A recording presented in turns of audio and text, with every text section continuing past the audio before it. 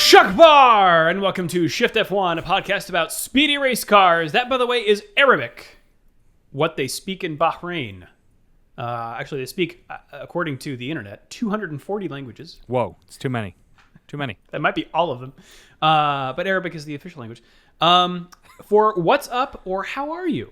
Now that testing is out of the way and the season is here, we're about to see what's up with these cars and how they are. I'm Drew Scanlon. Joining me, Danny O'Dwyer. How are you, Danny? I'm doing great. I forgot you did the thing where you speak in a different language at the start of the podcast.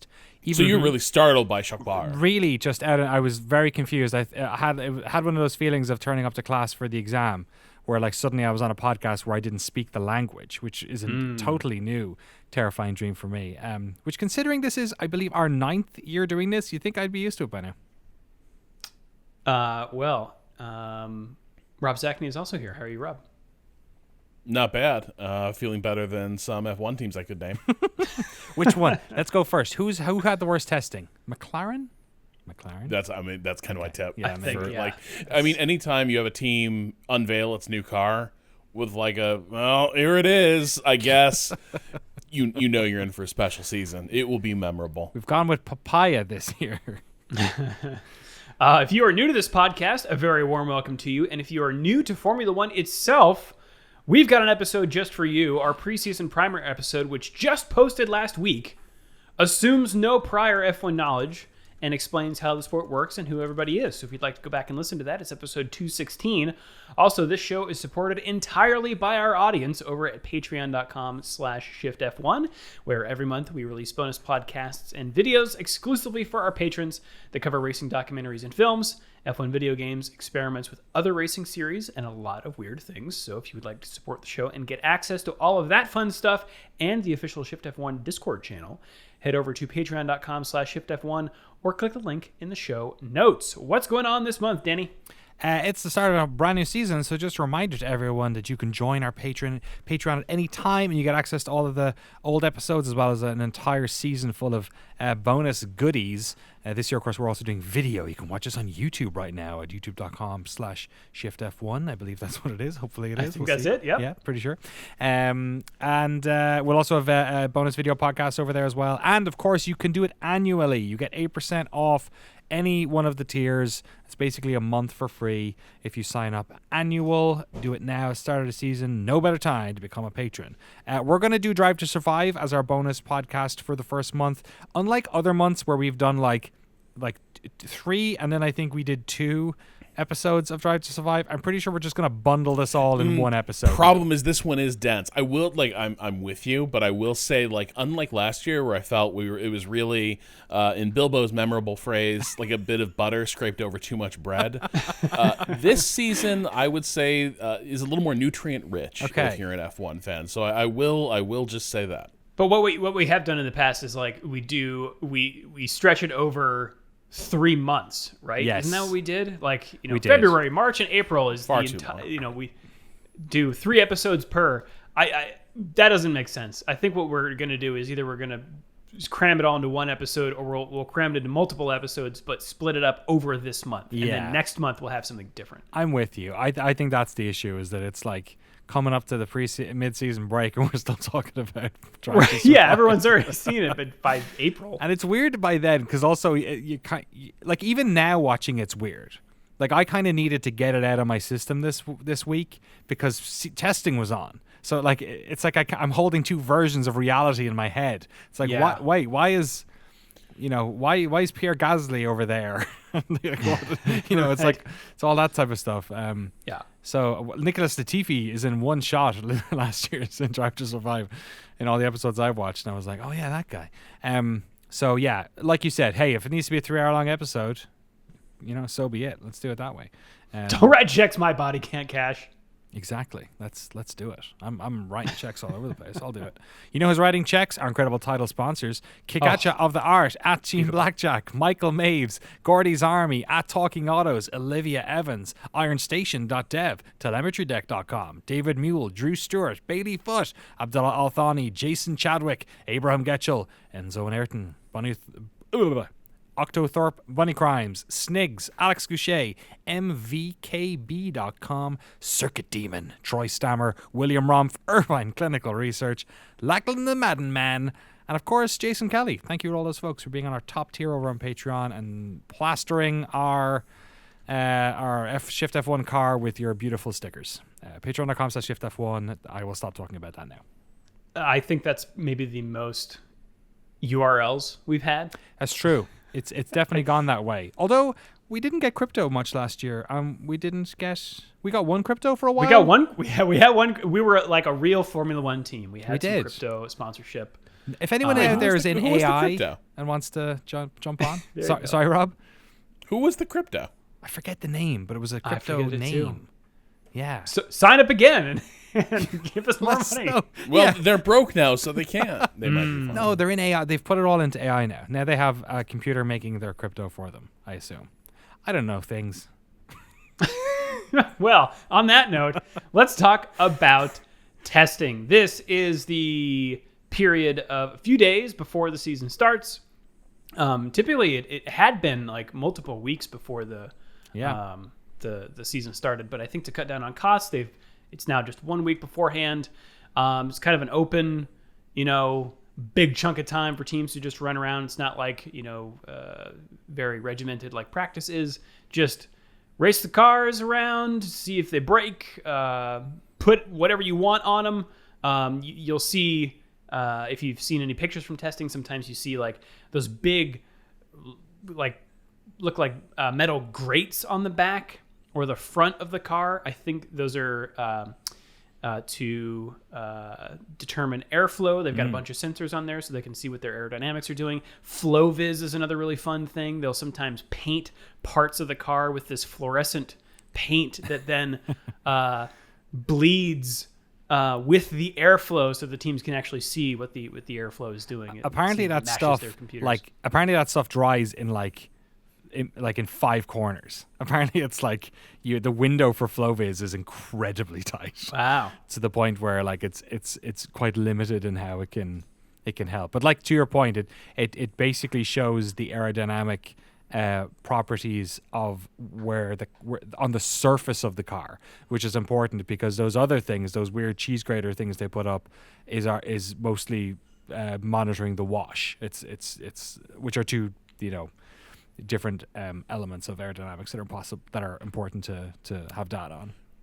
I realized this year, and maybe they've just started doing it differently this year, but I noticed that everyone seemed to do FlowViz just on one side of the car at a time, which makes sense because I suppose if you put it on both sides, you would get more data points, but then knowing which bit of FlowViz came from which side would get a bit confusing. But it does seem like they just tried to do one side, so you can just see how air spilling off, because it's symmetrical, air spilling off half the front wing, how the FlowViz is like winding up the nose and the body from that airflow. So that was kind of the nifty thing, because I feel like in previous seasons, cars wearing FlowViz, the whole front end would kind of be gunked up, and this year they seemed a lot more choosy about where it went. Maybe I remember it's the cost Williams, cap, is it? You're only allowed 2 cans of FlowViz. Maybe. I remember Williams one year just painted their entire car. Like, what? Help. What's going on? It's like the opposite of Mercedes this year, having put hardly any paint on their car. That is true. So a few things to know about testing, especially like trying to read the tea leaves from it. It can be pretty difficult. For one, teams aren't showing their all. Like they are, the term we use a lot is sandbagging. You can never tell whether teams have turned it up all the way because they don't want to show their hand. Really, the first time that we're going to see them try their hardest is in qualifying for the first race of the season. You also don't know whether the teams are running full fuel loads, which I learned from watching a little bit of testing that a full fuel load can cost you 6 seconds per lap. That's wild. Versus an empty tank, which is incredible. That's a big difference. And you also don't know necessarily whether teams have upgrades coming to the first few races of the season. So even if a car performs relatively poorly in testing, they may have something that turns the season around. or they might not. Yeah, testing's funny that way, isn't it? 'Cause it's more of like once you even after the first day, because you're so eager for any data. Like I'll search all the websites and news and watch all the videos on YouTube and stuff and try and get some idea. But usually by day 2, some of that's been contradicted, and it's like just as we'll talk about today, the broad 3 days you can usually sit back and take some pretty high level feedback from them. Get an idea of where the teams are. Maybe not specifically how they are, but like, you can see if things are pointing in the right direction or not. Yeah, it's like practice. It's really good for these sort of macro perspectives. The season really is about reliability. And so you can kind of, like, if you're a really fast car but you blow up every race, then you're not going to get that many points. And so that's something that you can, again, if McLaren, we'll talk about, didn't have that, like they weren't able to get their car out for as many laps as everybody else due to some reliability factors. And so, but it kind of cuts both ways. We might not see reliability issues pop up in 3 days of testing, right? Teams try their hardest to shake out where the gremlins are, but you just never know. So, but that won't stop us from making some wild predictions. Absolutely. Some blind guesses about where things stand. Rob, let's start with Let's start with you. What were your kind of takeaways from testing? Did you watch much? Did you read much? I read more than I watched. It was sort of a busy week that it was landing in terms of other jobs. So I was envious of the people who were getting to watch tons of testing. So I was mostly getting the news after the fact and watching like end of day recaps on F1 TV. But I'll tell you, like, so the first thing that like kind of stunned me is that because this is also like where I really started tuning into. I didn't pay too much attention to the car launches. I was really floored that, for instance, Mercedes stuck with the aero concept from last year substantially. Mm-hmm. That after all that emotional journey we all went on, as they were tormented throughout last year with their car and its issues. It was really surprising to see they effectively came to the season thinking we can fix it. And maybe they can. Like there have been changes to F1 regulations, ride height in particular, that maybe bring that back in. But I don't know that decision was vindicated by the early results we saw here at testing. They didn't look lost. It wasn't as bad as it was last year for them, but it didn't look great either. And so I think by that measure, it's got to be disappointing. The thing that surprised the absolute hell out of me was that after the shabby performance we all saw from Aston Martin, I think, on this show, and I know in like our community Discord, there was a lot of consensus that Aston Martin in some ways were the most disappointing F1 program on the grid, given resources, expectations, and then performance. And this year they appear to have brought the goods. Yeah. And maybe that's a phantom. Maybe it's like, we will get into the season and that performance that they showed will disappear. But the fact that Aston Martin is not being spoken of as like, oh, they've advanced within the mid-pack but are now tipped for maybe fighting for podiums is staggering to me. Yeah, agreed. Danny, how about you? Yeah, Aston Martin is the most exciting. Just to follow up on that point, is really, really exciting. Not just because obviously Fernando Alonso's never-ending game of musical chairs might have actually paid off this time around, which is very entertaining. It makes it. I like the idea of, if we're looking at Mercedes not really fighting with the top two, which again, everything comes with the big caveat, but it kind of looks like Red Bull were very strong. Ferrari seemed not dissimilar to last year, maybe slightly. Maybe they've closed that gap a little bit. To Rob's point, Mercedes, Ferrari's staying with their aero package as well. The Ferrari and the Mercedes are arguably the two cars that aren't following Red Bull. I guess Haas, because they take all their parts from Ferrari, are kind of on the Ferrari track as well. But all the rest of the cars are using very similar packages to what Red Bull brought last year and are bringing this year. So with Mercedes sort of doubling down on theirs and Ferrari, if Mercedes are they were kind of in no man's land last year, basically. Like, there wasn't really much downward pressure. So the idea that Aston Martin might be putting pressure on Mercedes, I think that's fun, because we've not had like a little fight there for a while. We always talk about the mid-pack. And the mid-pack looks really interesting, and, you know, I think the biggest loser is McLaren. Obviously, we don't have much data from them because of the issues they had getting the car out on track, which isn't great. But just in general, the energy around that, and they feel pessimistic. They feel like Williams are at the start of every season. Williams obviously probably at the bottom again this time around, so there's not really much there. But I think it was fun seeing some of the rookies come in, and also seeing how some of the other drivers did. For instance, Yuki Tsunoda had a really good 3 days, and there's a lot of eyes on him, especially if you're watching Drive to Survive at the moment, and obviously the position that he's in now, having lost his ally in Pierre Gasly and kind of in the put up or shut up phase of his career. It's very interesting to see him sort of solidify that. Much like Haas and much like Alpha, I think the issue with Aston Martin is how long the good times last, right? Haas started off really well last year, but one of the biggest problems is for a lot of these teams, especially teams like Haas, who buy so much of their equipment they outsource a lot of that sort of stuff, is mid-season development. And obviously that's also where Red Bull completely just disappeared with the championship last year. So that's a big question, obviously, on it as well. If Mercedes can start this year without having a horrific technical issue that they have to put all their resources into, aka the porpoising, maybe they have a bit more of a stretch when it comes to mid-season development as a result of that.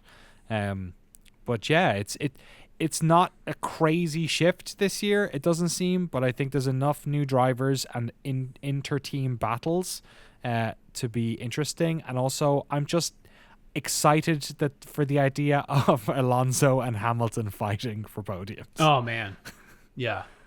I think one of the things that's kind of getting left out from a lot of these headlines is that, like, Alpine is still there. Now, they didn't set a lot of fast times, frankly, in testing. But to hear them say it, this is a quote from their technical director, Matt Harmon, who says, "We have a level of confidence. Of course we do, because we're clearly not running the car at its full potential." Oh, nice. So they are openly sandbagging. We're sandbagging. And you can just kind of tell from like photos and stuff that, Pierre and Esteban just kind of look like, yeah, no problem. It's just you wait. Yeah, isn't that interesting? I think a lot of the talk last year was whether or not they'd butt heads, but there is a real like Vive la France kind of energy over there now, which is really cool. Yeah, Otmar Safnauer, their team principal, is saying things like it's predictable. There's no gremlins, no sappiness. Contrast that with the CEO of McLaren, Zach Brown, straight up saying that we have not hit our aerodynamic efficiency targets, which means the car is draggy. It is not sleekly slicing through the air in the way that they want it, which seems like a tough thing to... I mean, I'm no aerodynamic specialist, but I think that's a big deal. Yeah. But as to your point, Danny, like that might be something that they can turn around partway through the season. Who knows? I saw something. There was a follow-on piece to this that Autosport published later. I don't have it in front of me, but trying to unpack what's going on at McLaren, and something they allude to is that the McLaren, and this is like quotes from people inside McLaren saying that the aerodynamics department needs some reinvestment, that it's really not what it needs to be. And I believe they also said they don't have a wind tunnel, which doesn't make sense, because like I'd be floored if McLaren hasn't had a wind tunnel for ages, unless they mean they just don't have a modern one. But at the very least, it sounds like they, during their cost cutting, it seems like they may have cut pretty deeply into their aero staff and infrastructure. And this might be sort of the reaping phase of that decision, that they cut into bone, and they are not able to stand up the kind of aero department that you need to sort of recover those like season to season like losses of performance that they've had. So there's a lot of alarming things about this, both for McLaren, and then I would also say maybe what it says about how the racing program is being run right now. And maybe it was just that they were badly resource starved. Zach Brown during the opening stages of the pandemic was very openly concerned about the existential threat that like the lost season and the impact of COVID could have on teams like McLaren and others. So maybe it really was just that dire there, but also it does feel like maybe some of the decisions that they made to sort of keep the company on a sound financial footing were maybe they were necessary, but either way, it seems like they have hamstrung the team's ability to take the fight back to parts of the grid that used to be its stomping grounds.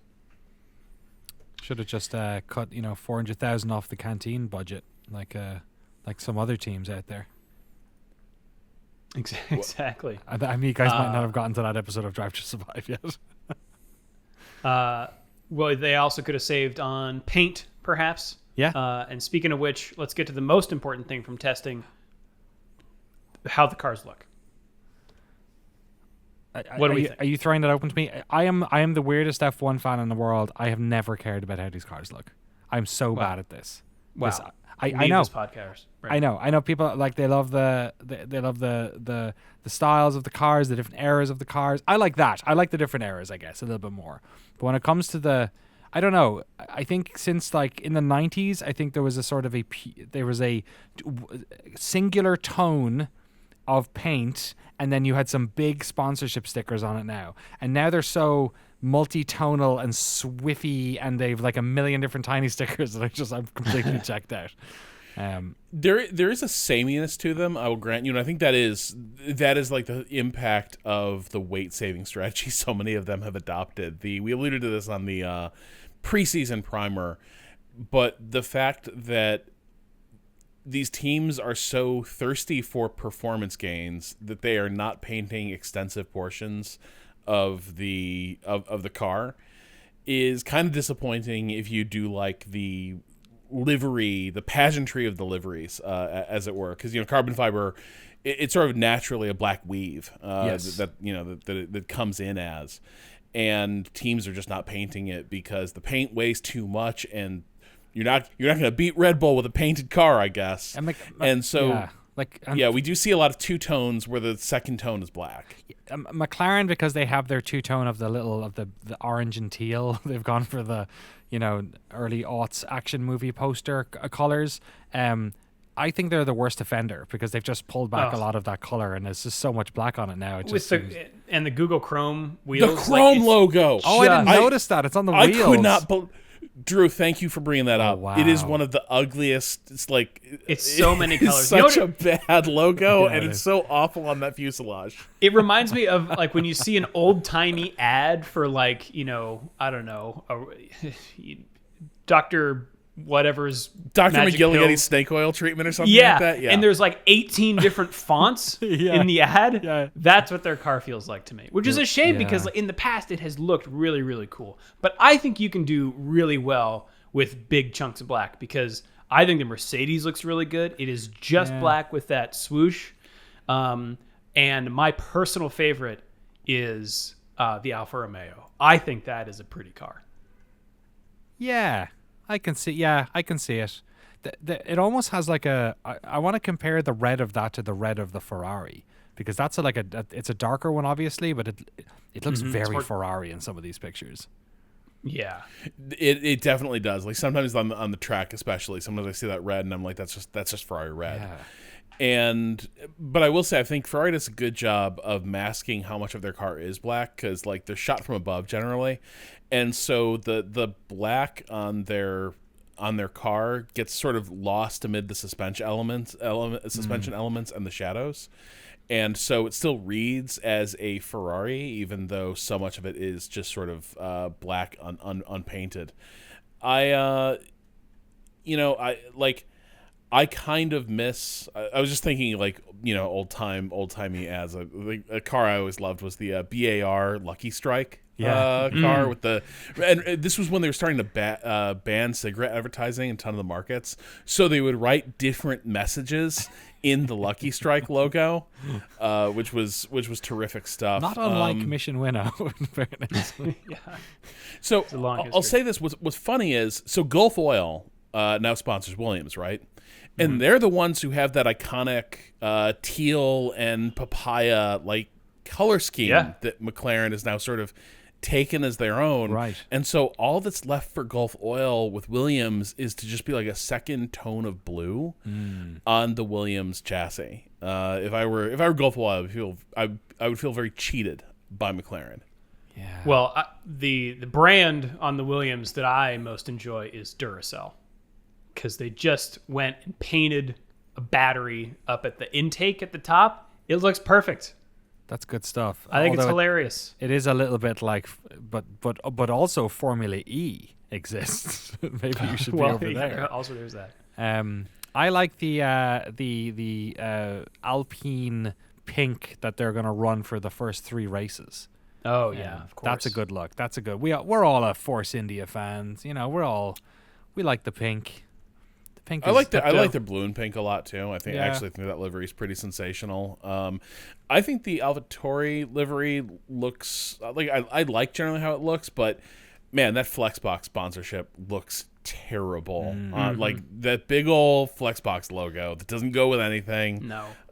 It's kind of an ugly graphic design. It's a real mess on a car that otherwise looks, kind of fun. As I understand it, what that car should really have on it is a big for sale sign. But Haas to me looks like the fake livery that you get in a video game. Yeah, that's the default. I don't like the liberal application of no paint on that one as well. I think it looks a little bit. They've always been utilitarian. That's true. It looks less Russian. I mean, it would do. That's true. But just remember how Russian it looked last year. Yes. It looked, and at the wrong time. It looked very Russian at the wrong time. The Red Bull looks identical to last year's, so that's nice. Boring. I appreciate there. Hey, look, if it ain't broke, we don't. Same with Ferrari. I think that's a good looking car. It looks good. Yeah, I don't mean that in jest either. It does look nice, and obviously they had all that CFD or wind tunnel time they weren't allowed to use, so they were like, let's just roll the same car then, it's fine. Well, and what a flex now too. Like, see that car over there? Yeah. We painted every square centimeter of it. Did they on the Red Bull? It does not look like they left too much bare carbon. Right, because it's blue. Carbon fiber on it. Like, I guess above the floor plate, there's a fair bit of carbon fiber, but mostly they've stayed with that like navy blue. It's funny because they didn't even need to. It's not like the car's white. They could have gotten away with blue more than most of these teams. Yeah, Aston Martin looks the same too. It's fine. Yeah. Not a fan of McLaren or Haas. Do we want to do like predictions, or did we just kind of just do that? I don't know. I don't know. Who do we think is going to come in? Do we think it's going to be like? I think it's going to be Red Bull. Yeah, we all think Red Bull and Max, because Checo. I don't know. I'm not. Ferrari second, barring some catastrophe, probably. I think reliability is a big point here, because last year's regs were new. Reliability was poor. It was poor Ferrari, and I seem to. I might be wrong. I seem to remember it being poor for Carlos Sainz more than Leclerc. I'm not. Maybe I should be fact checked. I mean, certainly his burning car rolling down a hill, I think, made a strong impression. I remember that one. We had to stop it with his hands. And one of the things that's really interesting about testing was a lot of people did a lot of laps. Like, a lot of the teams did incredible amounts of laps, like multiple. Like, one of the teams did 8 races worth in one day or something. It was crazy. So I think that bodes well. Like, if we can get that out of the way, I think, hopefully there's a fight there. Checo is definitely, once again, if he isn't up to speed, then he'll be in a bit of trouble probably this year, and the Ferraris are right there with him, right, like as they were last year. But I'm excited about that about who Hamilton Alonso is. And also I want to see like some of the other guys do good. Like I think it's going to be really cool to see where Hülkenberg and Magnussen sort of end up toe to toe, especially if they're not doing so good as a team. Same thing with Tsunoda and De Vries. Same thing with Zhou and Bottas. I feel good about Haas this year. I don't know why. Maybe it's just hopeful. Well, you're a huge K-Mag stan, but it's true. Think, yeah. But that's not necessarily ill-placed. Like I was listening to his interview on Beyond the Grid a few weeks ago, and he's very likable in that interview, and he does just seem like such a steady hand. The question is, do two steady hands add up to a competitive team? Right? Because it definitely seems like, especially if you watch A Little Drive to Survive, it seems like it was a real priority to have drivers who could at least be relied on not to wreck the car. Yes. That you would have like lower operating costs for the guys in the seat. That's a tough episode. That is a tough episode to watch.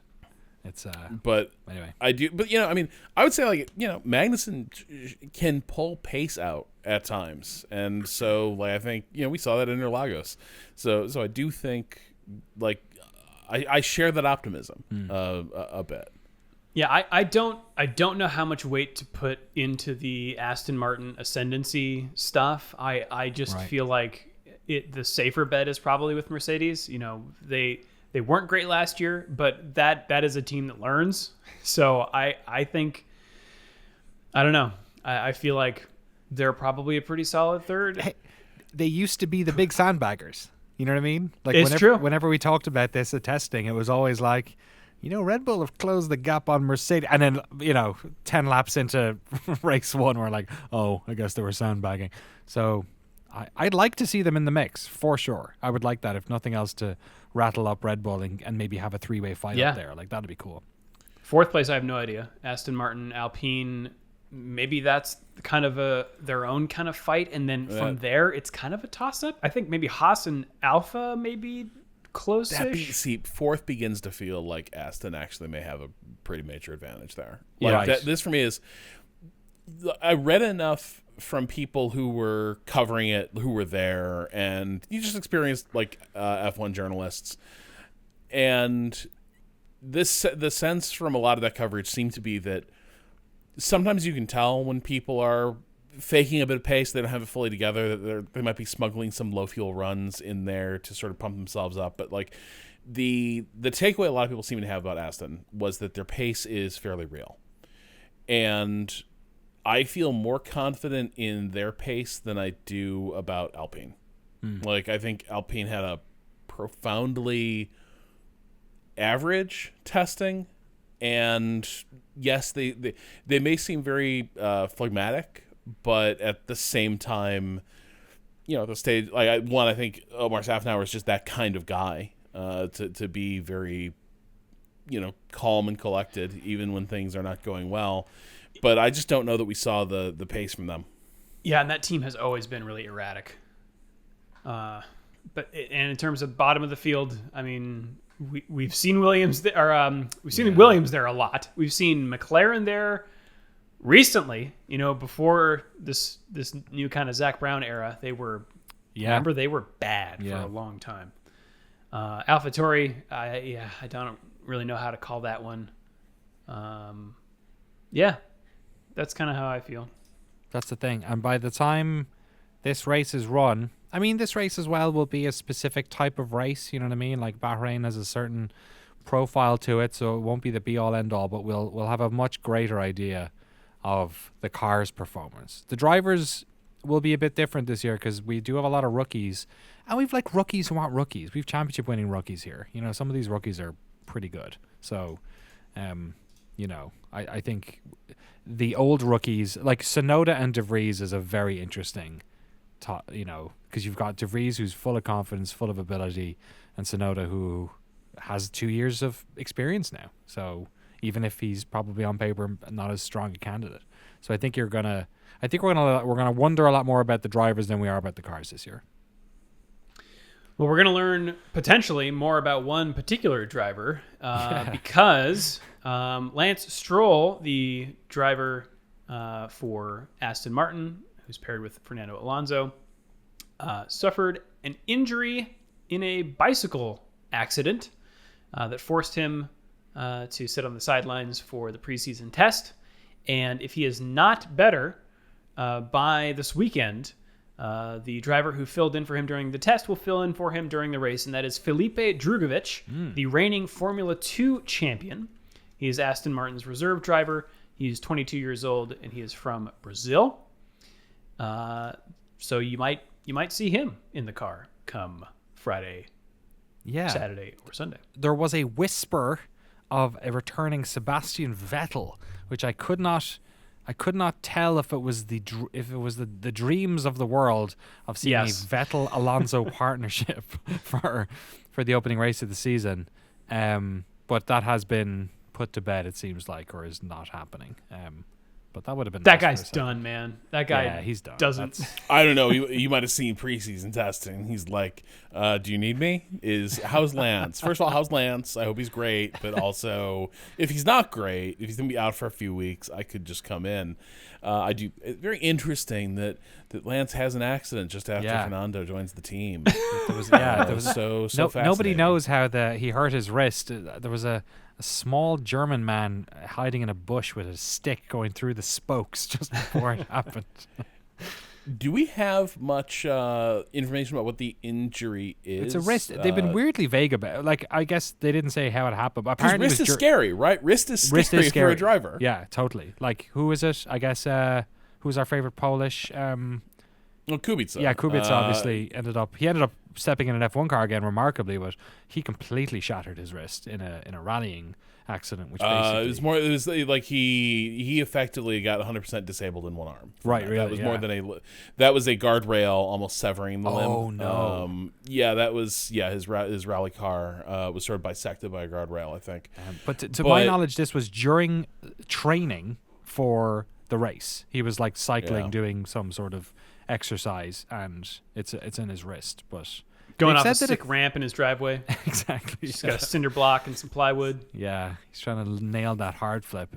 But it sounds like it's like he was skeptical for this race, but they don't think it's going to be so long. But I guess who knows? Yeah, well, we'll see. Rob, fill us in on some news stories that we've kind of been following toward the end of last season and through the off season. Oh gosh. So I think one of the first things we probably need to talk about is what's been called like this gag rule or speech ban that was sort of put forth by the FIA as part of their sporting regulations. And this might actually be a good opportunity. Sorry to interrupt right at the start here, but the FIA is the governing body of world motorsport. It stands for something in French. It's probably like the Fédération Internationale Automotive, I'm guessing. There you go. The International Automotive Federation. I'm going to Google that. That then, and Formula One is a separate entity, but they are part of the FIA. Nice job, Danny. Thank you. Merci beaucoup. So there the is FIA governs F1 rules. They don't govern the sport necessarily, like in terms of commercial rights but they do lay down and administer the rules that F1 follows. Yes, please continue. And so, early this year, there was an update put forth to the FIA's International Sporting Code, Article 12.2.1N, that stated that drivers will be deemed to have committed a breach of the rules if they show, quote, the general making and display of political, religious, and personal statements or comments notably in violation of the general principle of neutrality promoted by the FIA under its statutes, unless previously proved in writing by the FIA. So that immediately raised a lot of concerns. Like, obviously, there are a few drivers who are very outspoken. Lewis Hamilton has been, and this, it seems very aimed at him, right? Like, I believe they've clarified that one of the things they want to make sure is that through their dress, drivers cannot make a statement. For instance, arrest the cops who killed Breonna Taylor, as Hamilton was wearing that shirt at a race last year, 2 years ago. But even among drivers who you would consider less politically engaged, all of them had their hackles raised by this, and just generally it seemed to offend their sense of individuality, right? Like, people like a lot of these guys are not necessarily looking to make political statements, but the vibe was kind of like, I'll be damned if you can tell me I can't, because I don't know what I'm going to choose to care about one day. I don't know when I might want to speak up. And there's been this weird game being played where the FIA, without walking back the rule, has said that, it's just not going to be, people are misunderstanding it. It's not going to be that bad. And this is where Stefano Domenicali, who's the CEO of F1, he has been out there saying that obviously F1 doesn't want to gag its drivers. This is being overstated, and it's not going to be like a gag rule on drivers. But that didn't really mesh with the clarification the FIA offered, like a few, I think last week or last couple weeks. And this is where it gets, like, sorry to get into a little bit of the weeds here, but this clarification gets weird, and I need you to just like ride with me on this. Let's do it. It's good. I got the weed killer at. Let's go. So, yes. In addition to not making particular statements during the driver's parade, national anthem ceremonies, pre- and post-season driver group photographs, this is Autosport's gloss on the rule. Participants are not permitted to make political, religious, and or personal statements in violation of the general principle of neutrality during FIA press conferences, except in direct response to direct questions from journalists. So even in the post-race Q&A, not the thing they do on pit lane, but like the driver's press conference after, it sounds like, unless a journalist like says, like, what do you think of X? You don't talk about X. How was your race? I'm glad you asked about Ukraine. Right. But then, they've said, well, we will let people make political statements if they ask permission first.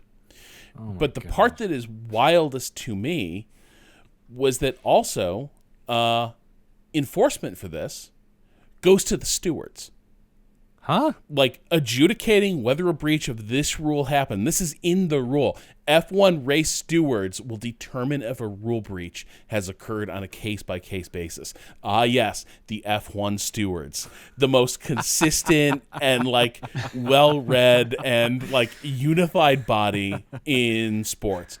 Like, the notion that F1 would take this rule and then hand it to the stewards to enforce is preposterous. And now, in addition to like figuring out what's a legitimate pass, what's a double move, they're also going to be asked, did this seem political to you? Did that seem like political speech?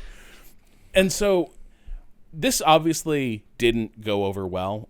Drivers actually got more forceful in the wake of that about like they're just not into this rule. They don't think it's right. This is a pretty widely shared, like Valtteri has said this, Lando Norris, Verstappen, like nobody likes it. Christian Horner has been out there also saying it doesn't seem like a wise rule. In the background of all this is all being pushed by FIA President Ben Sulayem, who was the new FIA president around the time of Abu Dhabi 2021. And this rule sort of comes like from, if not him, certainly his sort of stewardship of the FIA. He's where he's head. And I would also frame that as like F1 is going into a lot more countries these days. Well, a lot more countries in general. And as it does so, a lot of those countries have some restrictions on free speech. And it has a lot of sponsors who may all like it's a sport that increasingly relies on the patronage of like authoritarian or at least non-democratic governments, and is underwritten by like oil money, etc.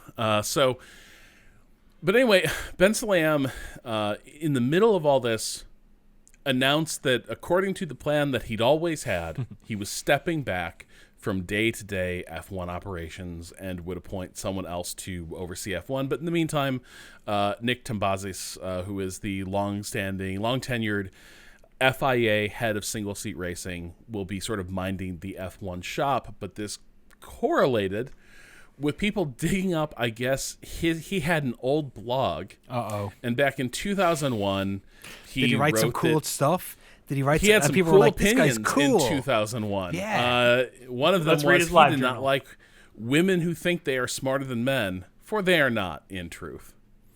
Yikes. All women to all men. It's a pretty blanket statement. It's pretty sweeping, I would say. I feel like you haven't known enough men or women in that case. But it's dumb shit he was saying 20 years ago. How old was this guy, by the way? Was he like 16 when he wrote that, or is it? Not that I don't think he was that young, unfortunately. I'll fact check. I think like this was I do agree. Like obviously, what a blog in 2001. People said a lot of wild stuff. Maybe he was reading Maddox, and it was just like, I need to tee off too. But he had a bad date. You needed to let off some steam. You know what I mean?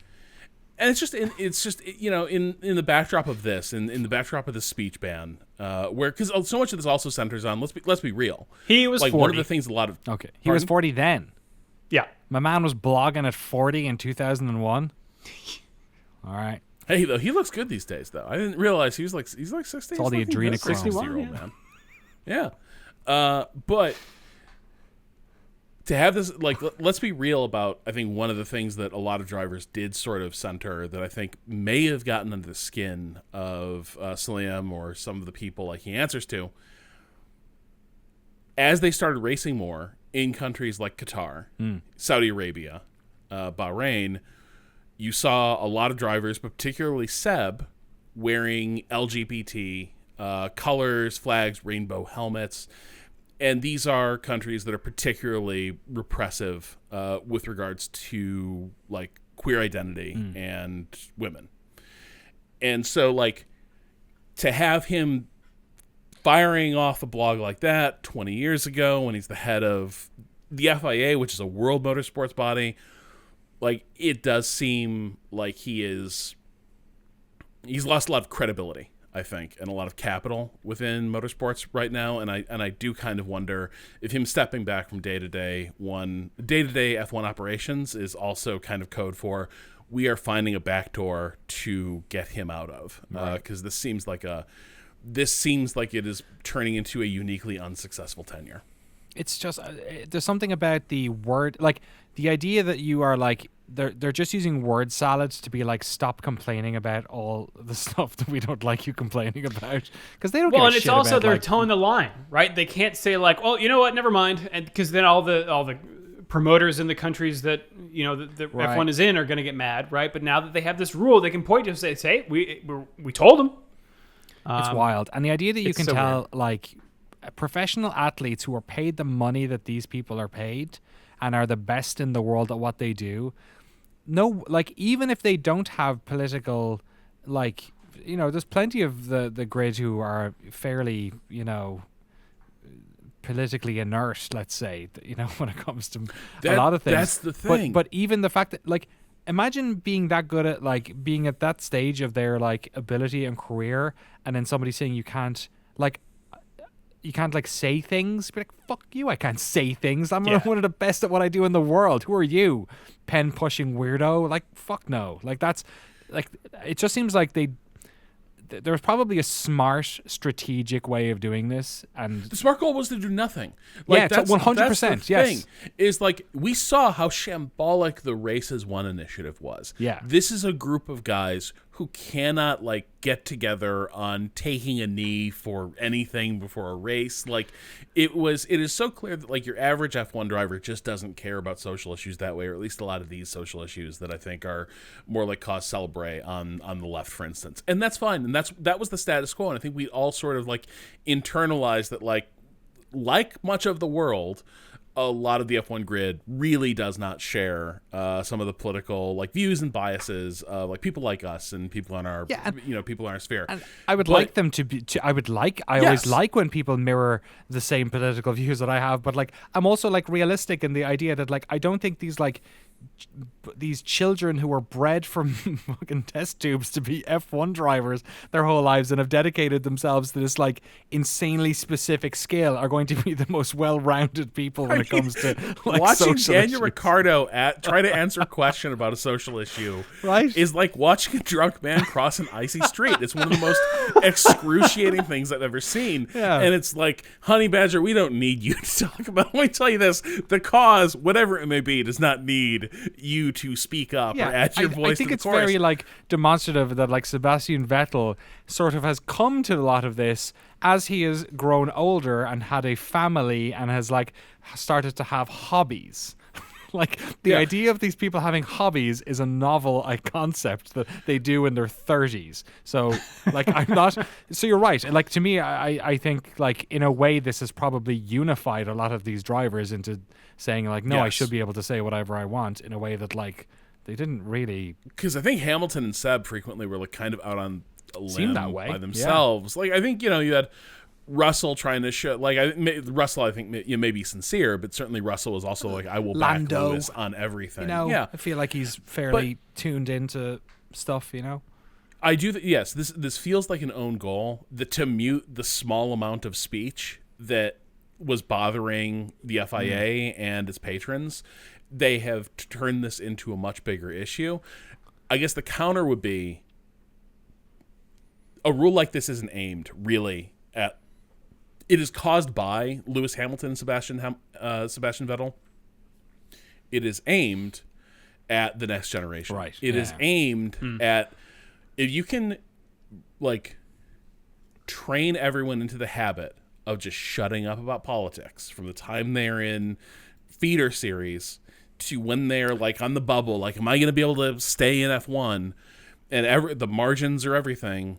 You know, if you're in the position of like a Logan Sargent or something, the difference is between you having a seat and not is that at one point you said, you know, I think gay people should have rights everywhere around the world, and that like could cost you a racing seat. Then that's going like then a lot of these drivers will learn the habit of shutting up, and I think that's what this rule is aimed at. I just don't know that this was actually. I don't know that aim was worth the trouble they're causing themselves.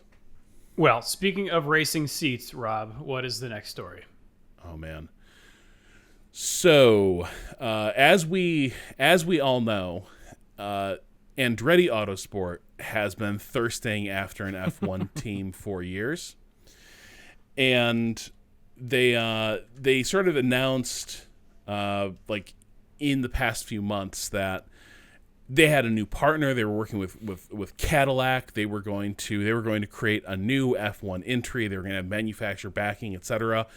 And they had tried to win some support from within the F1 paddock, and the response has been more than frosty.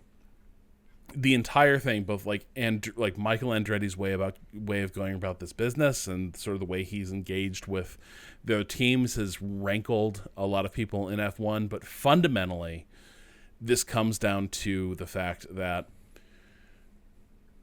F1 as a whole, there's a few pressures. F1 as a whole is worth a lot more than it was a few years ago. Because it is a much more popular global sport. TV rights are, expected to, bring in more and more. The prize pool does not increase with the number of teams that are involved. It is a set percentage of like F1's revenues. So if it goes from 10 teams to 11 teams, that prize pool is diluted. There's not more money. It does not mean more money for everyone. It means that it means a smaller split for everybody. Baked into like F1 rules was an anti-dilution fee of $200 million to like anyone coming in with a new entry would have to pay $200 million to the other teams, and that was effectively to cover or at least defray the loss of that annual revenue from the prize money split, as well as compensate for the dilution of the value of your F1 team now that, there would be 11 instead of 10. And now the argument from a lot of the teams is, sport's worth more. $200 million doesn't come close to compensating the loss of value we'd experience if there were another team. And furthermore, we just don't think we need more teams. We think everything is everyone is doing great. There are no weak teams anymore. Everyone's making enough money to field a credible entrant in F1. Yeah, you're shaking your head, and so am I, right? Like that's crap. We know this is a highly stratified sport. It's not like we're awash in like serious great competitors, but that's been the argument.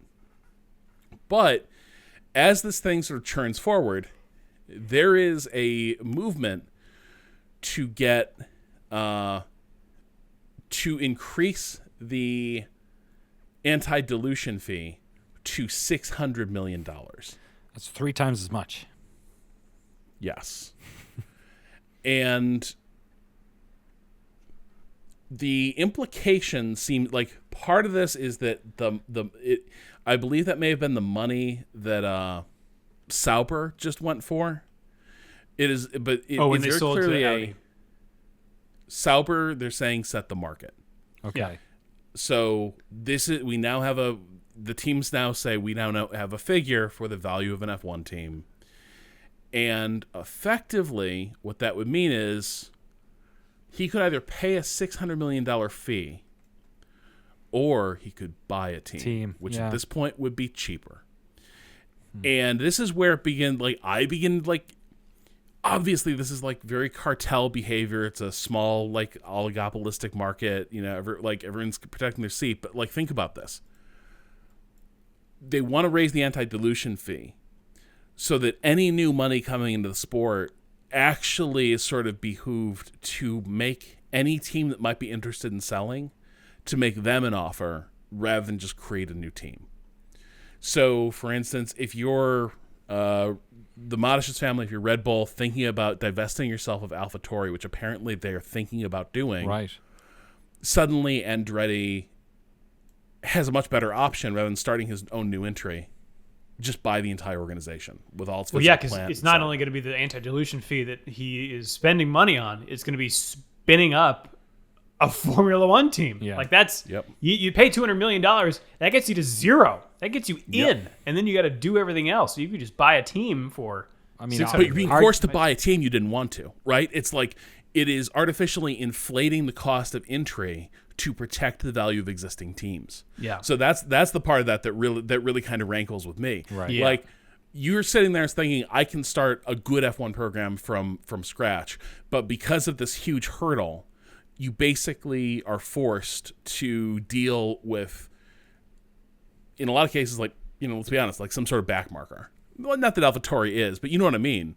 Yeah. You are kind of forced to buy. Your best option is to buy a lesser team for a wild amount of money because it is just so artificially expensive to get in the sport in the first place. So where is this? This is not in stone yet. This is just a proposal, or this is just what all the other teams want? Yes, but this is where I like my understanding of this runs out, because the implication seems to be that even though some of this is codified and like written down, like the $200 million anti-dilution fee, etc., the implication with a lot of this seems to be that if F1 or FOM and the teams all agree to sort of like just kind of rewrite these rules, then they can just be rewritten. Well, there's a time to do it, right? It's the Concord Agreement, and that is up, I think, after 2025. And so if Andretti doesn't get in before that, he is subject to whatever those new that new agreement says. So right now, if he could get in before 2025, he only has to pay the $200 million. But if the next Concord Agreement rolls around and the $600 million figure gets in there, then, well, things are different. But they can but that's also, not it's like, that's not necessarily going to be in the next Concord Agreement. They can also like block this as well. They have other like they have to sign off on it basically, right? Yeah. This is the thing. Like it seems like there's limits to how much they can block it. Like I think they would need F1 to also like hold their hand and jump to block the deal. But Domenicali has at least publicly said he will sort of respect the sentiment of the teams. So, like, this has become a really kind of ugly process. It's business like, often is, right? This is like, yeah, I mean, it's kind of shocking though. It has turned what should be a good thing for the sport, probably, right? Like lots of people being interested to get in, and it has turned it very much into a lot of rent seeking, I would say, from a sport that formerly would have been thrilled to have new entrants. yeah, if this had happened like 15 years ago, or if there, at a time where there was multiple teams heading towards bankruptcy, and there was a real worry that we wouldn't have 20 cars on a grid like back in mid-aughts or whatever, I can definitely see. But yeah, like it's kind of to be expected in a way during a boom time, right? So that they're going to try and squeeze that stone as much as they can. Okay, I found a money paragraph. This is in the Autosport piece on this. The existing teams also want to change the 2025 fee as agreed in the current Concord, despite the entry bid process having already got underway. A procedure for such a change exists, and the 10 current teams and the organization would have to agree unanimously to increase the fee. Okay. After months of debate, it appears that such a move is close to happening. Which presumably makes sense. That would be big, and that would be quite an upset. And it would make sense for the high teams because it creates a barrier to entry, and it would make a sense for the teams at the bottom who wants, because like if you are one of the 10 teams and then suddenly you're able to like be in a position where you might be bought out, like that in and of itself could increase the cost of your team on the market. Like you are more valuable at that stage, especially if it's like a no-brainer, because like you acquire a team, you can leverage against the team you just bought for funds as well. You can't do that if you just pay a bill. Although I wonder how that would work as well. Do you end up like spending 600 million in one go, or do you do it over the course of 20 years? Who knows? We're no accountants or economists here. Well, it's drama all the way down, including at Ferrari, Rob. Yeah, just a quick hit here. So Frederick Vasseur, when he came in, did the usual thing of, I'm just coming up to speed at Ferrari, not taking any action yet. I'm just seeing how things work here. I don't want to assign blame for anything that happened last year. Cut to a couple weeks later, he's apparently seen enough. Ferrari has moved its strategy chief to Inaki Rueda to a factory role. He is out as their strategy guy. Is he the guy with the curly hair and the glasses? That's a great question. You know, if you watch, yes, if you watch Drive to Survive, I've been watching Drive. No, it is not. It's not. It is not, because that guy seems sure have. He gave off panicked vibes in Drive to Survive. There's a guy on the pit wall that you're like, that things do not seem to be going well. But yeah, it's not him. Okay, it's not him. All right, he dodged a bullet. There you go. And last bit here, Danny, what's up with the F1 Academy? Yes, the F1 Academy, if you need a reminder, is the sort of feeder series that they have started up in a way to promote women drivers within the sport of open wheel racing, similar to W Series, which we've covered a lot over the years. This one, though, is being run by F1, and they're going to have 7 races on F1 weekends, and they have announced where those F1 Academy races are going to be in 2023. They are going to be in round 1, the Red Bull Ring in Austria. Round 2, Valencia, Spain. Round 3, so I guess not all of them in F1 races. Round 3, Circuit de Catalunya. It's F1 tracks. Only one of them is at an F1 race weekend. The last one. Oh, is that the Coda one? The final? Yeah. Killer. Okay. Spoilers. So Barcelona for round 3, Zandvoort for round 4, Monza for round 5. Everyone's favorite Paul Ricard for round 6, squeezed in there somehow. And yes, to Drew's point, Circuit of the Americas will be the final on the 22nd of October for their 7th round. They have also announced the first driver. ART has announced the 25-year-old Swiss racer Lena Bühler. I believe what's happening is that there are 5 teams with 3 cars each.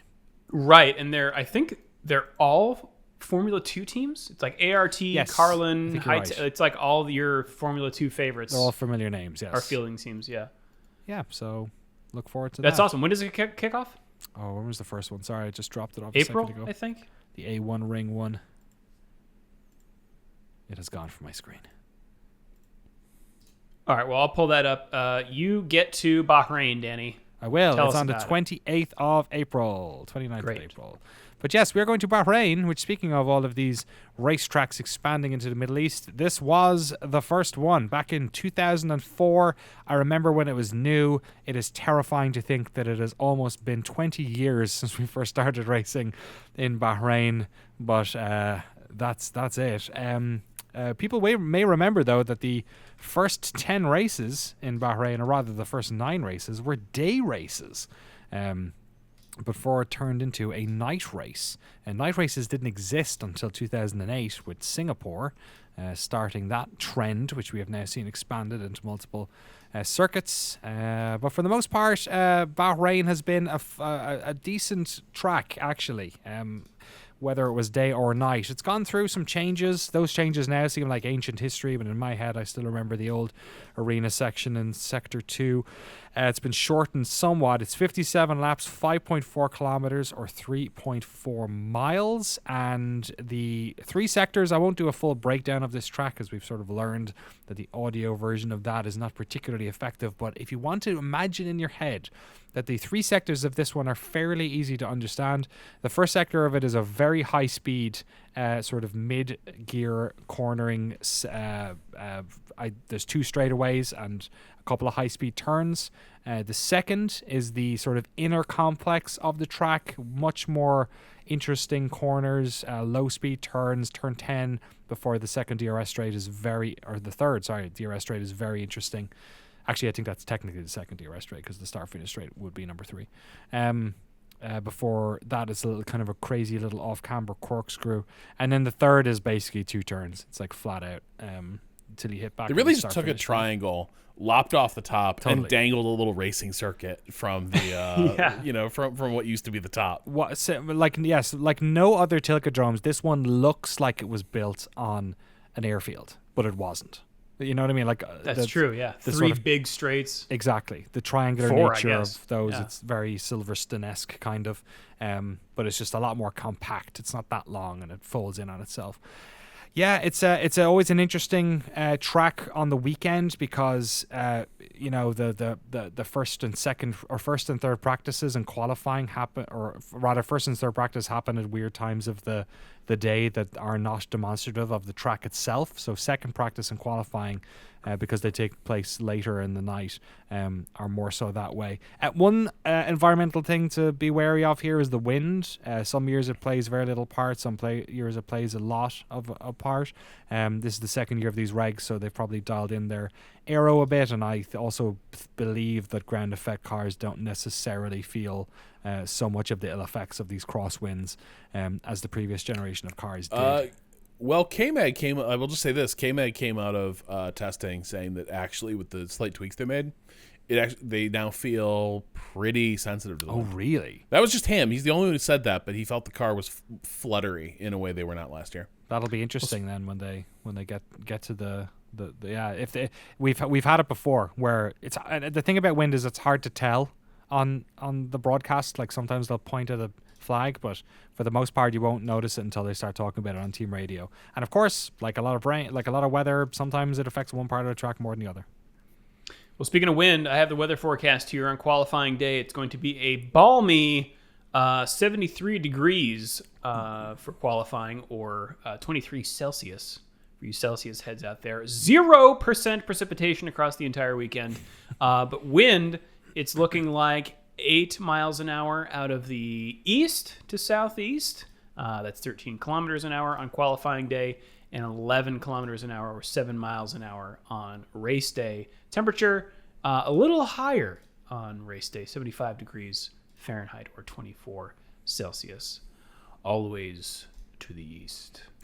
That is Bahrain. We usually go over the driver standings here, but they're all tied at 0 right now. Same with our fantasy standings. Yes, we do have a fantasy league, and yes, Formula One does do fantasy sports. The link in the show notes and the invite code in the show notes will let you join that. We got plenty of messages about that. Thank you, everyone. But I really did sign up within 24 hours of it opening up, so did my very best.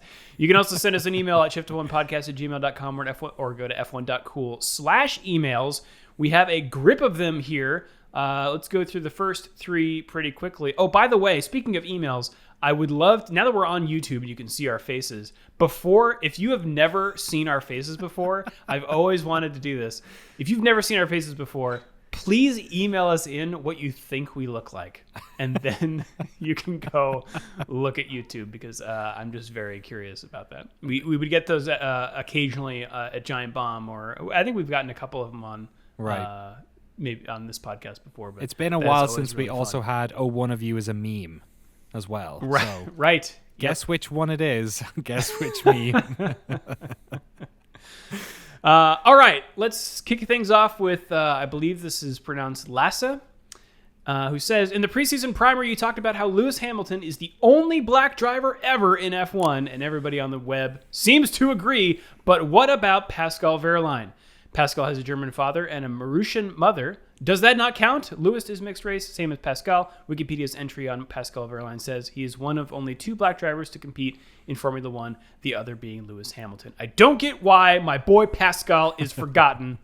Thanks. Keep up the good work. Yes, that is my bad. I think what happens is it gets conflated in my head that Lewis was the first, and there had been no black drivers ever. But yes, you are absolutely right. Pascal Wehrlein raced for 2 seasons in Formula One. I believe he got as high as 18th in the Drivers' Championship. He's now in Formula E and apparently doing quite well. So thank you, Lassa. Thank you for Lassa. Thank you for pointing that out. If you go back and watch the replay of that, you'll see me looking at the camera and then deciding not to interrupt because the podcast was going to be 3 hours long. And I was like, you know what? No one will mention Pascal Wehrlein. And I'll just say this. I don't think a lot of us saw too much of him during his time in F1. No, he was, unfortunately. He was, it was one of those, he was kind of a name on the grid for a lot of times. He's done well since. Like until, I feel like. He has. I didn't, he showed up as a Porsche driver and I was like, oh, that's Pascal. Yeah. But yeah, I do think that that milestone tends to get overlooked a little bit, just because his F1 career was a little bit pedestrian. Yeah, and Willie T. Ribbs did some testing. Is that right? Yeah, but that's never, as far as it got. Yeah. So Next Justice, I think. Hey, Shifties. What is a wheel brow, and why is everyone talking about it all of a sudden? So so F1 cars are open wheel. That's this class of car is called open wheel. But on a street car, we're used to the idea of a wheel well. The car, the tire sits inside sort of a compartment left in the chassis, and it's covered by the body of the car. That isn't the case in an open wheel car. But as part of, I think it's predominantly there, it's just another thing to try and. My assumption has always been that it's primarily there partly as a safety measure, regarding debris flying up and such. But maybe I'm wrong. Maybe it's purely aerodynamic. Yeah, I think it's to control the really turbulent wake that comes off of the tire. Because I think if you're an aerodynamicist, you love the tire is really what screws you up. Because it's the spinning thing, and it's this big, just like unchanging block that moves through the air, and you can't do anything with it. And so part of the new regulations was kind of corralling that air through the car, and so they had to come up with these fairings that just kind of drape over the wheel. They don't touch it, but they just kind of crest it. And we hadn't really come up with a name that stuck until now. Shall I do the next one? Yes, Danny. Adam from Winnipeg says, hello, Shifteronis. Hello, Shifterinos. God forbid I get that I like wrong. Shifteroni. Yeah, they're both. Sounds tasty. We'll answer to both of them. San Francisco and Novato treat. Exactly. I think it's high time that Bahrain had some corner names. It's been almost 20 years since its debut and has delivered some beautiful races. To get started, would each of you pick a corner, name it, and give a brief why? To get the ball rolling and snatch the low-hanging fruit, I hereby name Turn 3 Grosjean's Conflagration or Grosjean's Rebirth. Can't decide between the two. Here's to another year of watching rich people spend obscene amounts of money, and that's Adam from Winnipeg. That's a good one. Turn 3, of course, where he had the crash. I feel like you need to stick Phoenix corner? Exactly. Yeah. You can't. Yeah, Phoenix works better there. Does anyone have one right off the bat? I think turn 6 you could call it the baby bump because it just looks like you're going along and then whoop. And there's It looks that elevation exactly like change. that. Yeah. Yeah. I've always sort of felt like 9 and 10 have always felt to me like you're driving around the edge of a sword blade. Like, so given the setting, I might call it like the scimitar or something. That's but good. like, because you come in and like 9 is a fast corner, but you start narrowing fast into this really tight 10 that you have to do like really extensive trail braking to make the corner. And for some reason, I guess because these F1 drivers are pretty good, they do it all the time. They don't have a lot of incidents here. Me playing any sim with this track, I'm like, how do I am either losing a ton of time in Sector 2, and the little robo engineer's like, you're losing a lot of time in Sector 2, and I'm like, yeah, I know, Losing a lot of or traction I'm in Sector flying 2. off the track. Yeah, exactly. Yeah. That's way. Scimitar is really good. I was gonna call it like the baby corkscrew because it's kind of like a tiny version of the Laguna Seca, but it doesn't have enough height change. I think what I'd like to call is turn 12 going up to 13 because it's such a hill. That whole thing is just like straight up. It reminds me of the Bears in the Night up Spook Hill, which is something I remember my dad telling me when I was a kid, and I've since told that story to my daughter many times. From that famous book. So Spook Hill, I think I'd like to call 12. Nice. All right. Next one here is a little long, but I think it's a perfect opportunity to dive into it at the first race of the season here. Adrian, a.k.a. at Sawaba, writes in, Hi, Speedy Race Car podcasters and chest of drawers enthusiasts. I've updated my growing F1 Google spreadsheet, which is open for anyone to view and explore. I will put that in the show notes. With the latest sponsor data for 2023. Terrific. Like you guys, I'm curious about how many crypto sponsors have gone full rich energy and what kind of sponsors are replacing them. Anyway, here's what I found. Number 1, controversial categories didn't change. Oil and tobacco sponsors stayed mostly the same, though Orlen jumped from Alfa Romeo to Alfa Tauri, and Gulf moved from McLaren to Williams. No Number loyalty. 2, No loyalty. crypto sponsorships dropped from 16 to 11 in number. Many crypto exchanges are gone, but replaced with NFT markets, e.g. Haas is now sponsored by OpenSea. Number 3, gambling stayed the same at 4. It's recession-proof, man, gambling. Sure is. Number 4, in 2024, only one team didn't have a food and beverage sponsor, Alpine. Now 6 teams are without a food and beverage sponsor, including all of Latifi's sponsors. Number 5, the only big change in the sponsor category was alcoholic beverages, 7 to 10, which were all U.S. sponsors, Michelob Ultra, Whistle Pig, and Jack Daniels. What's Whistle Pig? It's a rye. Rye? Okay, I was Alright. bad. It sounds bourbon-y, so okay. It's all right. Bourbon and rye. Yep. Yeah. Is Michelob Ultra? I don't think I've ever had that. Is that just like Michelob. Michelob? Is that like a fake fancy beer, but that's actually just like a trash beer? No. You know Michelob. It's the celebrate good time. That was their ad campaign back in the 80s. Yeah, so it I is definitely know that, having been in America in the 80s. That's true. I sort of figured it would have penetrated across markets because it don't was think such it's a sold outside iconic. of the It's a States. low-carb beer, so they pitch it to, like, Oh. weekend warrior It's like athlete Miller Lite, types. kind of. Like, you like to wake up at 5 a.m. and ride your bike 50 miles. Enjoy a Michelob Ultra. Okay. Yeah, so they used to market themselves more as like it was the swanky beer, even though it was like high life grade, and Which is so also that what was their Stella old. Artois is in Europe. Whereas Yes. over here, Stella Artois is, I feel like, sold as a legit fancy beer. Yes, Whereas I it's a was joke floored. fancy beer in Europe. I was floored when I was like in Europe and people were just like, yeah, I guess a Stella or whatever. It's just our go-to. It's swill. But yeah. Some fun insights. The team with the most sketchy sponsors, Alfa Romeo. Alfa has 3 crypto sponsors, 1 less than last year. And their primary sponsor, Kick, is shrouded in mystery. Oh, here we go. It looks like it's a streaming platform someone set up as a weekend project, and the rumor is that it's connected to Stake, a cryptocurrency gambling service. Oh, look at that. Stake is also on Alfa Romeo sponsor, Rich Energy Part 2. Wow, Kick is like a 2. Twitch. It's like it's like Twitch. Oh, boy. But nobody's watching anyone. Number 2 on Fun Insights, Red Bull loves to create unique sponsorship levels for its partners. My favorite is the official financial education partner, which is Cash App. A tiny bit of irony here, as the only team with a financial education partner here is the only one that went over the cost cap. That is very funny. Hey-o. Very It's good, Adrian. It's good.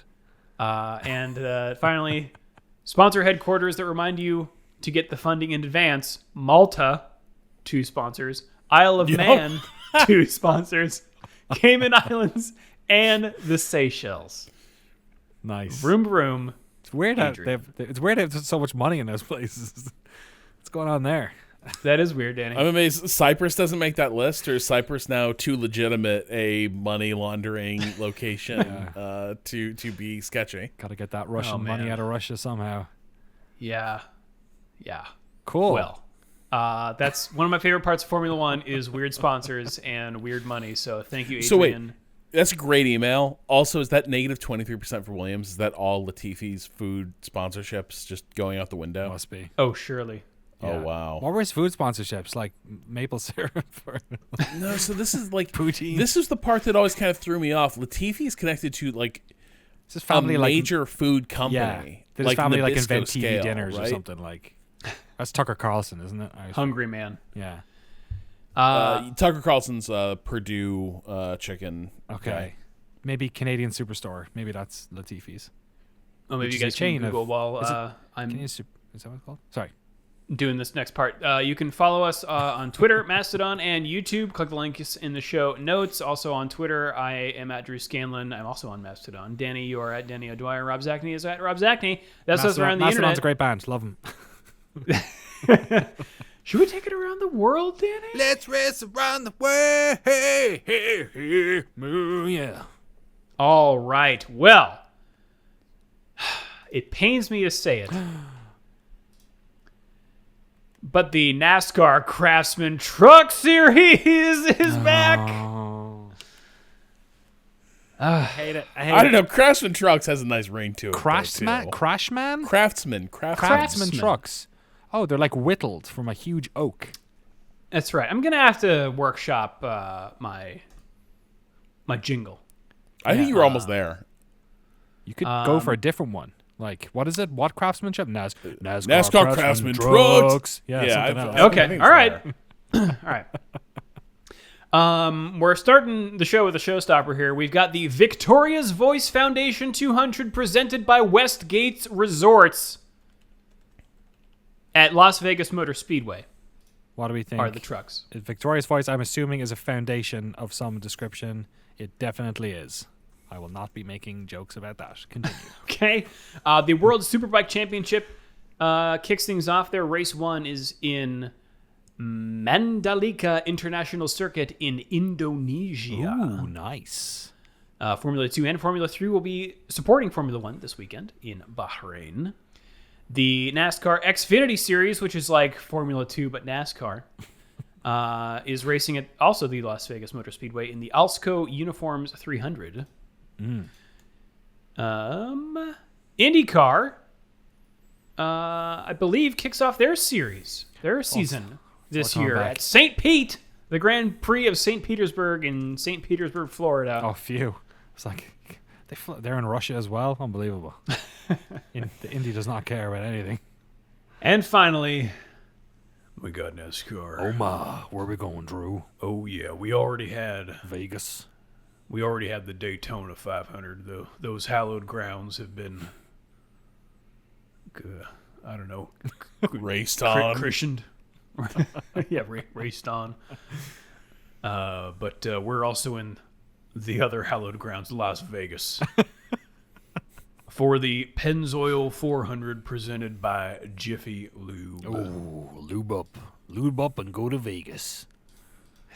That's what they say. That's what the This tourism Vegas motto. Yeah, that's the exactly the hallowed grounds. Hallowed grounds because of all the people buried in that desert.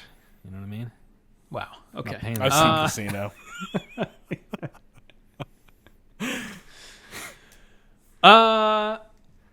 Formula One. Maybe you've heard of it. It's also kicking off this weekend, starting on Friday at 6:30 a.m. Eastern Time on ESPN2, followed by Free Practice 2 at 10 a.m. Eastern, also ESPN2. Saturday, Free Practice 3 is at 6:30 a.m. on ESPN2, and qualifying 10 a.m. also on ESPN2. But the race, everyone, Sunday at 10 a.m. Eastern on ESPN. European Sports Network. That's what it stands for. And that's what's happening this weekend. But you know what's happening today? What's happening Danny's today? about to tell you. Well, what did happens happen today in the past? My wife got me this past. great Formula One on this day book, which I'm going to read out at the end of each podcast to let you know some beautiful historical facts about Formula One. This podcast is going up on Wednesday, March 1st. So let's go back to March 1st and read what happened in the past. 2 British world champions got their seasons off to the best possible start on this day. First, Jackie Stewart in 1969, who took victory in the South African Grand Prix at Kyalami. He took the lead at the end of the first lap from Jack Brabham and stayed there until the checkered flag to win. First lap to win the first race of the season, in which he would claim the first of his 3 drivers' titles. Also on this day in 1992, Nigel Mansell laid down a marker to the rest of the paddock with his dominant performance in the South African Grand Prix, also at Kyalami. No one had come near him in qualifying, and in the race he sprinted away to win from Riccardo Patrese, his teammate in the other Williams Renault. It was a snapshot of how the rest of the season will play out, with Mansell finally winning the World Championship after coming so close 3 times before. It's always funny. So if one of the British drivers sees his shadow this weekend and wins the race, Exactly, yeah. you can guarantee George Russell is just waiting for the moment. championship. That's right. Yeah. All right. Well, thank you, Danny. Thank you. Final thoughts, Danny. Excited for racing. Excited to have some questions answered. We have some of them answered, but let's hope we got some sandbaggers in there, eh? Yes, it's all question marks until qualifying commences. Final thoughts, Rob. Yeah, I'm also hoping lots of people were sandbagging and that Red Bull wasn't. I am hoping that whole field is a lot more converged than it appears right now. But Yes. even if it's not, I think there are a lot of interesting dramas we're going to see play out this year. And there's a lot of new drivers we're going to learn a lot about. This is a field stocked with a lot of new talent, and that makes it a really exciting year regardless of what happens. All right. Well, if you would like to support the show and get access to all of our bonus episodes and the official Shift F1 Discord, you can do so over at patreon.com/ShiftF1. Have a good race weekend, everyone. We will see you all next week.